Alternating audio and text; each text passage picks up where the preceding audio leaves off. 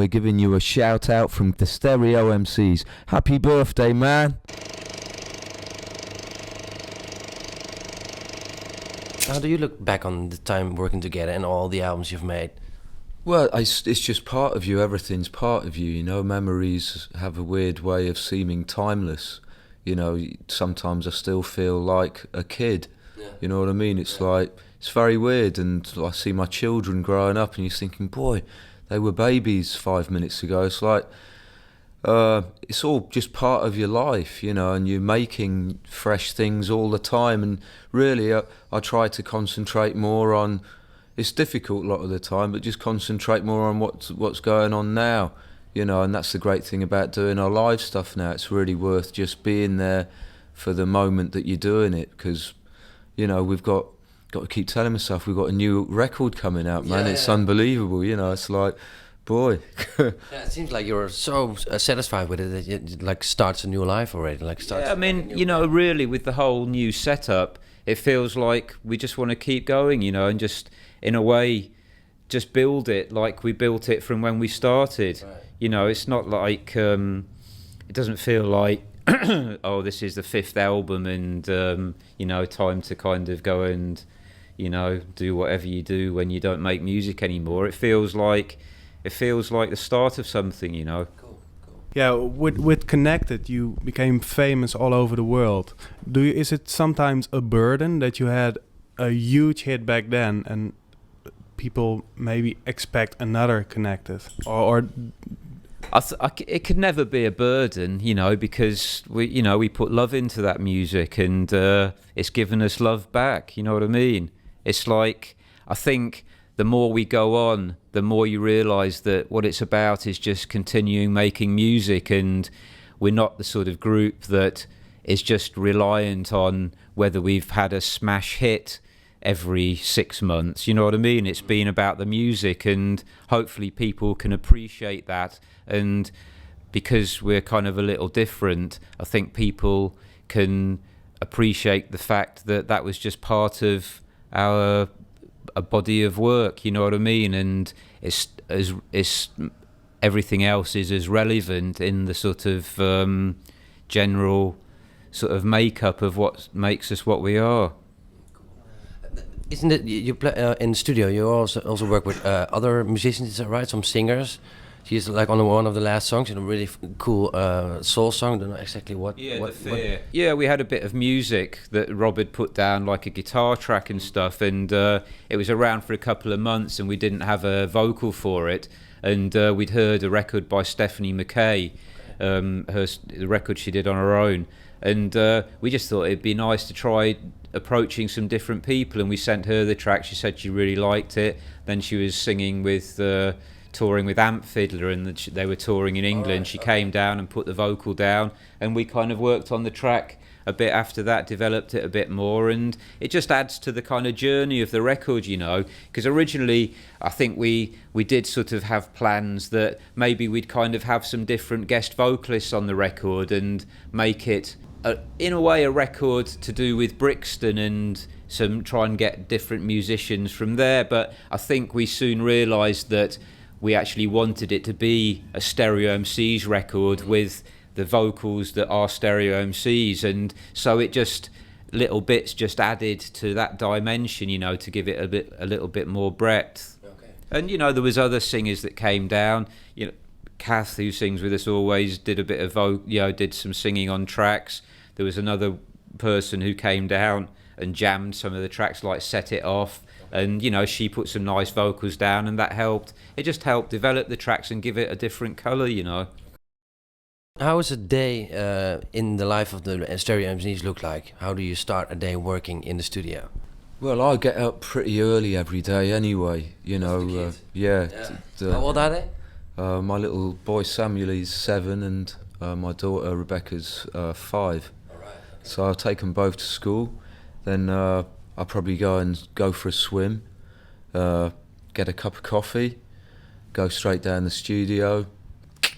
Yeah, bring it up. Turn on all the buttons, and either start a new track or work on a track we're working on. Just get some vibes, you know. Yeah. How do you get influenced? But do you listen to other music also when you come in there?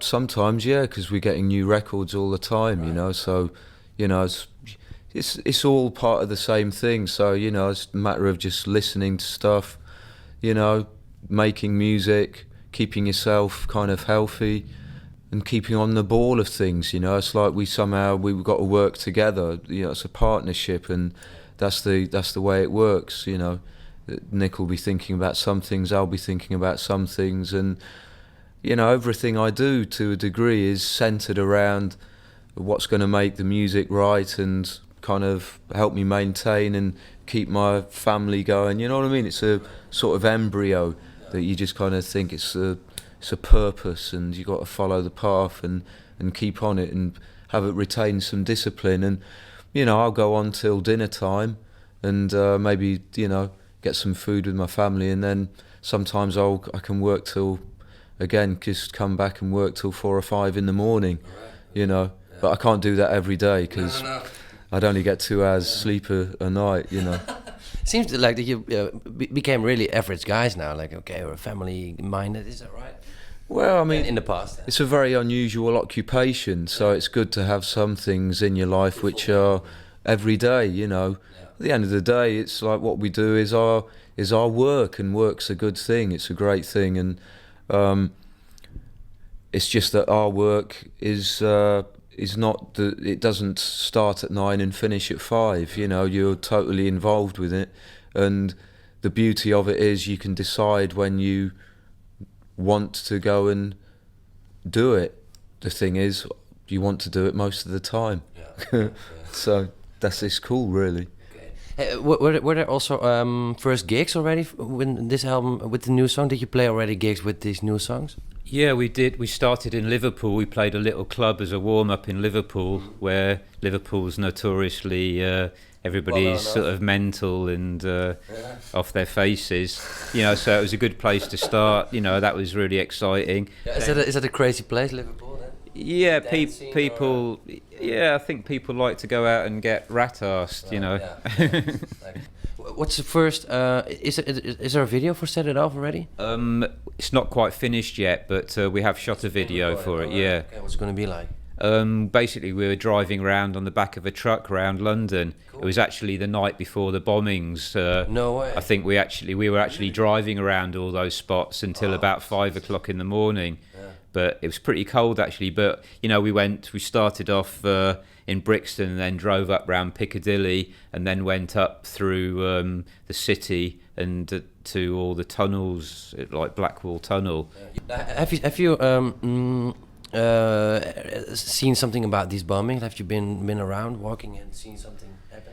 Not really, because the bombings were on Thursday morning and we actually left town on Friday, so we haven't been back since. But yeah, I mean, it's just kind of disturbing, really. You know, it's like, I guess we tried to keep our families within earshot for a couple of days, right. And but I guess, you know, life goes on, doesn't it? And I guess those things are an occurrence that happens occasionally, and there's nothing you can do about it. You know, what can you do? You can't just like go and live in a bunker, can you? It's just it's just sad. Are the people scared in London right now, or?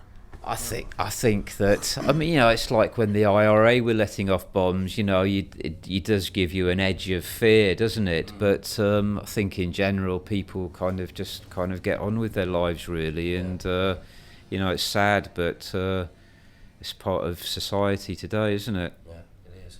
Okay, let's talk about the tour. When is the tour starting? Is it soon starting? We've actually started playing. We've done about 6 shows so far, you know, and we're basically doing a bunch of festivals through the summer. You guys also DJ, right?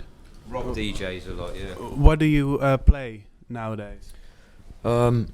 Anything from the hip hop that's like old school hip hop, new hip hop, new music that's related to hip hop, a lot of new break stuff, some bit of dancehall, maybe a little bit of old time reggae as well. You know, it's quite a varied set going, you know, from funk, you know, old funk stuff like Black Heat, like MIA. The Game, Rodney P, you know, Roots Maneuver, and a lot of the, like I say, a lot of the break stuff that's like Decline and, you know, stuff like that.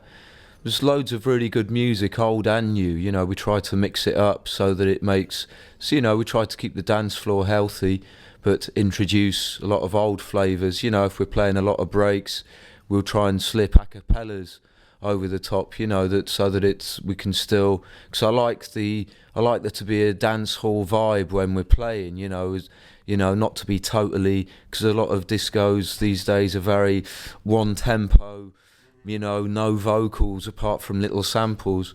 You know, it's nice to hear, you know, some lyrics over the music too, so we try to, you know, have a bit of fun on the decks.